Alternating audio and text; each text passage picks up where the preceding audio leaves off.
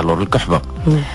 عندنا اول حاجه اللي نصحوه هو ياخذ واحد نص كيلو الشريحه ونص كيلو ديال الثومه ونصيطرو الزيت البلديه، يبخر الشريحه والثومه، يقشر الثومه، يطحن الشريحه والثومه، يلوحهم في طنجره، يخوي عليهم الزيت البلديه، يعطي العافيه بالمهل، ويبقى يحرك تتبخر الرطوبه وبقى داك المعجون. يعمر قريعات يحطهم في الثلاجه، قرعه يحطها قدامه، ياخذ نص معلقه قبل الفطور قبل الغداء قبل العشاء قبل النعاس، راها ممتازه لواحد الدرجه خياليه. هذه واحد. القانون الا كانت الكحبه خاويه كاس ديال الزعتر قبل الفطور قبل الغداء قبل العشاء قبل النعاس.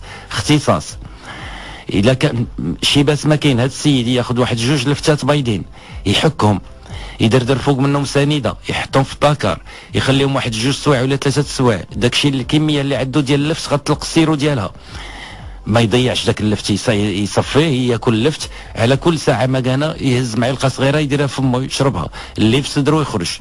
هذه من الجهه.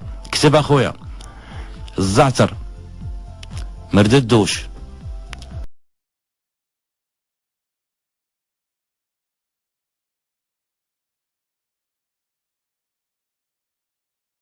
بيان سور لا عنده يعرف المرسيطه ومريجو اونكور حسن.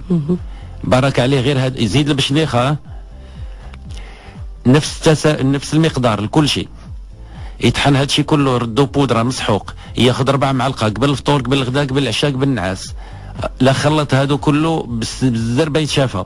حتى الوليدات الصغار ماشي مشكل؟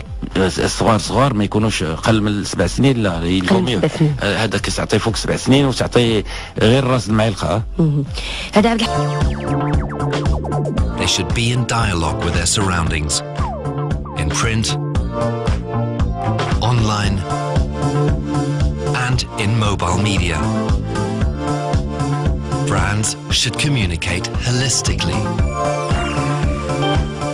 in order to leave an authentic impression on their target group and to inspire the world around them with responsibility and commitment. A creative corporate culture.